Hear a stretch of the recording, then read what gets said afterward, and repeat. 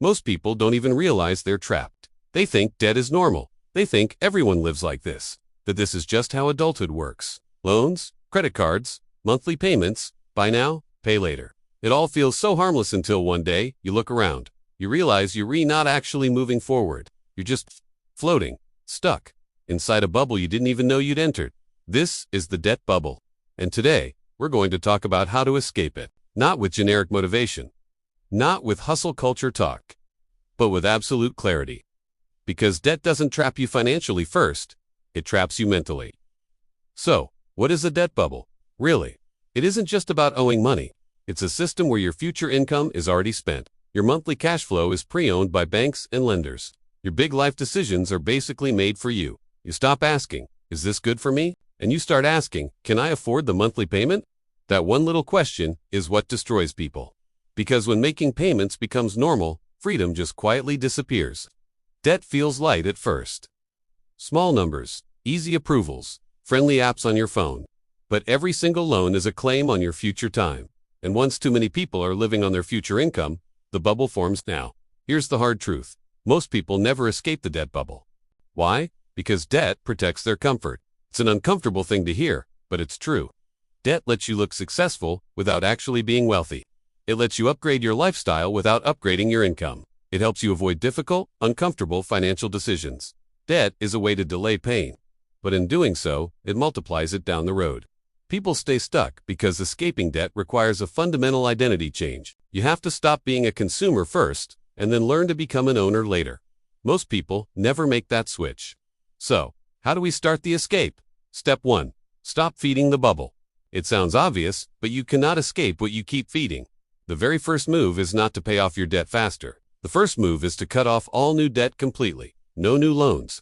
No new credit card swipes for known as hassles. No, just this once, purchases on a payment plan. Think about it. If your boat is leaking, frantically bailing out water won't help until you plug the hole.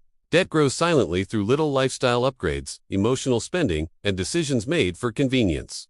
So, the new rule is simple. If it isn't essential for your survival or for generating income, it doesn't get financed.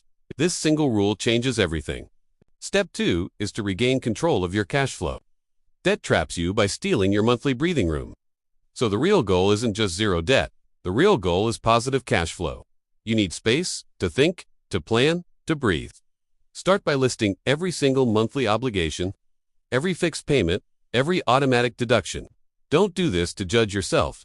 Do it to see the cage you're in. Then, you attack the payments that are holding you down the most. These are the ones with high interest rates, the ones that add no income, and the ones that add no long-term value to your life. We're talking about credit cards, consumer loans, and short-term payment plans for gadgets. These are not financial tools. They are anchors. The faster you can cut them loose, the lighter you will become. Step 3. Shrink your lifestyle before debt shrinks it for you. Most people wait for a crisis to force them to downgrade their lifestyle. Smart people downgrade early, on their own terms. Escaping debt often requires some temporary discomfort. It might mean a smaller lifestyle for a while. This is not failure. This is strategy. The goal is to create a surplus of cash not to impress anyone. Because a surplus gives you options. Debt removes them. Every single dollar that isn't committed to a payment is a dollar that you control. Step 4 is to build a buffer between you and debt. This is critical. People fall back into debt because they have no margin for error. One emergency, a car repair, a medical bill, and the bubble pulls them right back in. That's why your next goal is simple. Build a cash buffer first.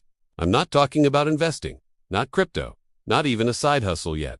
Just plain cash. Enough to cover unexpected expenses, a potential delay in your income, or other small financial shocks. This buffer is what keeps you from having to borrow money ever again. See? Debt thrives in an environment of urgency. Cash kills urgency. Step 5 is to change how you see good debt. This is where a lot of people get confused. They hear phrases like, debt is leverage, or you can use debt to build wealth, or debt is smart. And here's the truth. Debt only works after you've established control. If you don't control your cash flow, your income, and your own behavior, debt will always control you. Productive debt is the kind that increases your income, improves your skills, or helps you build real assets. Consumer debt, on the other hand, just funds a lifestyle, feeds appearances, and creates massive stress. The rule should be, if a debt doesn't put money in your pocket, it doesn't belong in your life. Period. This brings us to step 6. Shift from thinking about payments to thinking about ownership. This is the real escape. This is the moment you stop asking, how much is it per month? And you start asking, what do I own? True wealth grows through ownership. Ownership of skills, of assets, of businesses, of investments. The debt culture trains you to rent everything, your car, your phone, your home. You're even renting your own time back from lenders. Escaping the bubble means slowly and deliberately replacing those payments with ownership. That is the point when money finally starts working for you instead of against you. And here's something most people don't want to hear. The debt bubble is only going to get worse. The entire system encourages it. Easy approvals, social pressure to keep up, the instant gratification of a single click. The bubble keeps growing because personal debt keeps the economy moving. But when too many people are living on borrowed futures, stress resource, choices shrink, and real freedom disappears. The people who escape this trap early are the ones who win quietly.